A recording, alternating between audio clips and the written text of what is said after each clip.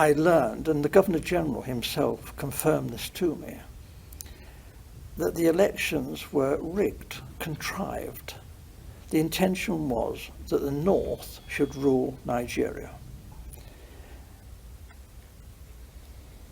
Even in '56, the Northern leaders were very proud and were saying, if they couldn't run Nigeria, never mind elections. They might not join Nigeria. They might leave. And we all thought, well, how would they survive? There were no industries. There's not a great deal of agriculture, some groundnuts in the north. This wasn't very practical at all. And then it was, the Governor-General seemed to be thinking that the North couldn't, even if it won an election, rule Nigeria by itself. The South wouldn't stand for that. So there had to be a partner, either the Igbos in the east or the Yoruba in the west, to team up with the North.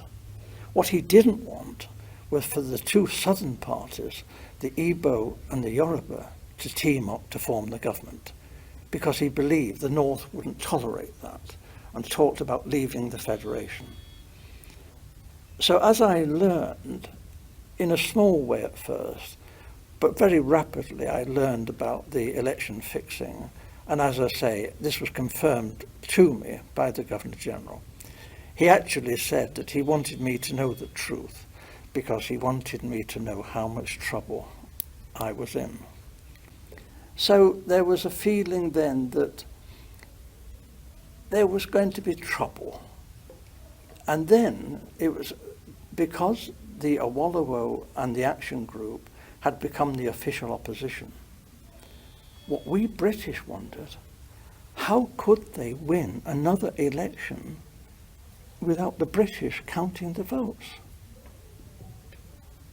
There could not be another proper run election without us there.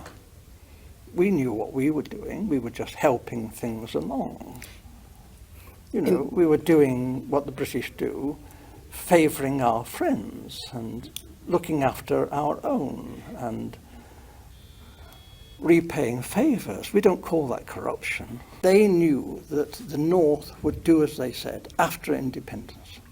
If it had any, the North would just, because it was their habit, they liked the British, whereas the nationalists were an unknown factor.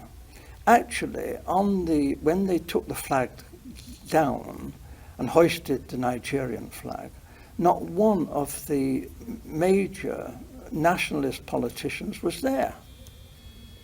They weren't even on the platform. This was incredible. These were the people who had sought independence. The people in the North didn't want independence. They didn't want the British to leave. So this was a farce.